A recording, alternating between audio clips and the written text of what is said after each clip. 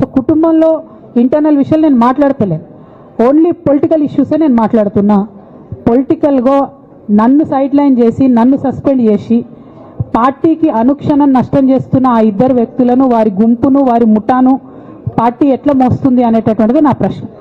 సరే, నిన్న మొన్న ఆ గుంపుకు సంబంధించిన వ్యక్తులు అన్ని చోట్ల నా ఫ్లెక్సీలు చింపేసి నాకు దిష్టి బొమ్మలు, శవయాత్రలు ఎందెందో వేసిరట. ఈ ఉత్సాహం కేసీఆర్ గారి మీద సిబిఐ ఎంక్వైరీ చేస్తా అని రేవంత్ రెడ్డి గారు అన్నప్పుడు ఎక్కడ చచ్చిపోయింది ఆ ఉత్సాహం నేను అడుగుతా ఉన్నా. ఎందుకు చేయలే రేవంత్ రెడ్డి గారి దానాలు, దిష్టి బొమ్మలు ఎందుకు చేయలే? ఏం అండర్స్టాండింగ్ ఉంది మీకు? నా ప్రశ్న సింపుల్. నన్ను వ్యక్తిగతంగా ఏదో చేస్తారన్నది కాదు, నాకు నష్టం జరిగేదే లేదు. ఎందుకంటే ప్రజలు చూస్తున్నారు, ప్రజలు గమనిస్తున్నారు. తెలంగాణ ఆడబిడ్డలు తమ ఇంటి ఆడబిడ్డలుగా ఆదరించారు నన్ను. ఒక్కొక్కరు అడిగితే అర్థమవుతలే, ఏం అర్థమవుతలే.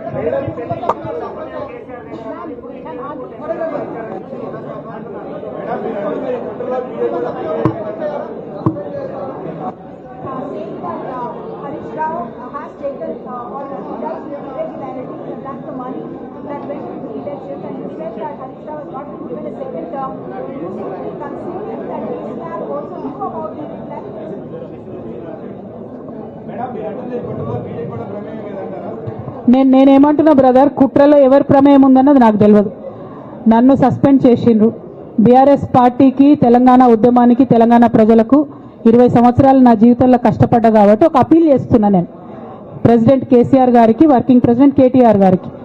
మన కుటుంబాన్ని విచ్ఛిన్నం చేసి పార్టీని హస్తగతం చేసుకోవాలనే కుట్ర జరుగుతుంది. దాన్ని తిప్పికొట్టండి. అవినీతి తిమంగళాలని బీఆర్ఎస్ పార్టీలకు వెళ్ళి తీసి బయటపడేయండి. అల్టిమేట్గా ప్రజలకు సేవ చేసే దాంట్లో మనం ముందుకెళ్లాలనేది నా ఆలోచన.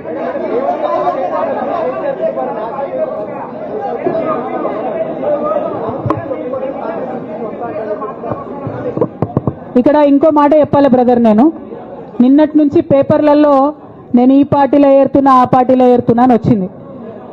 నేను ఏ పార్టీలో కూడా చేరను, నాకు ఏ పార్టీతో అవసరం లేదు.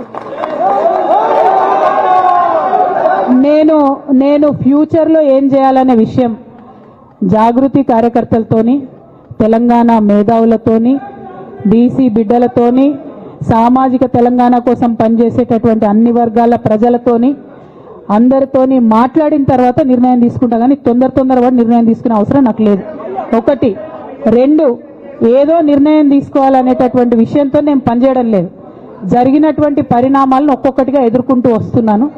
నిన్న జరిగినటువంటి పరిణామం చాలా కీలకమైనది, నా జీవితంలో అత్యంత ముఖ్యమైనటువంటి పరిణామం. కాబట్టి చాలా ఆలోచించి, ఆచితూచి, అల్టిమేట్గా తెలంగాణ ప్రజలకు లాభం జరిగేటటువంటి నిర్ణయం తీసుకుంటా తప్పితే నా కోసం నిర్ణయం తీసుకోవాల్సిన అవసరం లేదు.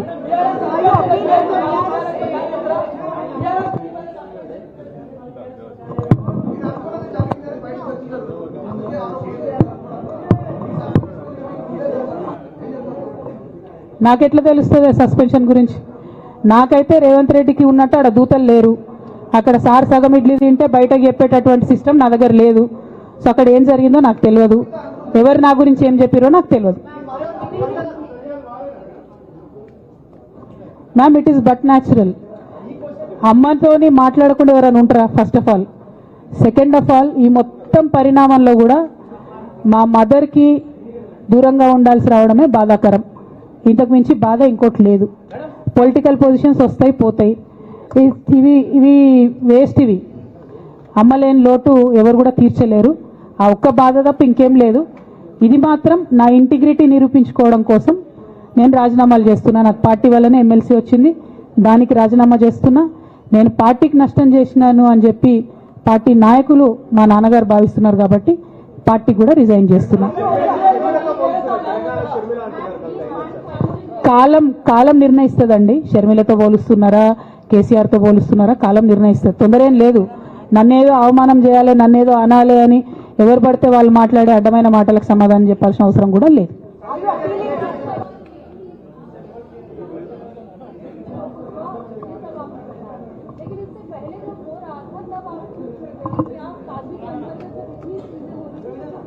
మేడం, అంతకుముందు జరిగినటువంటి ప్రతి ఒక్క విషయం కూడా నేను ఇంటర్నల్గా చెప్తూనే వస్తున్నా.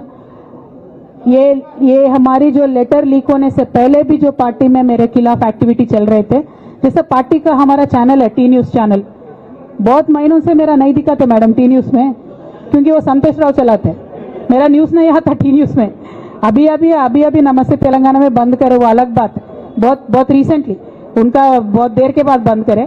टी न्यूज में कब का बंद कर दिया, ये सारे चीजें भी मैं बताई पार्टी में, लेकिन जब तक मेरा लेटर पब्लिक नहीं हुआ तब तक मैंने पब्लिकली अपने कभी भी दिक्कत मैंने किसी को नहीं बताया। जब लेटर उन्होंने खुद पब्लिक किया तो मुझे मजबूर होकर आज बात करना पड़ रहा है।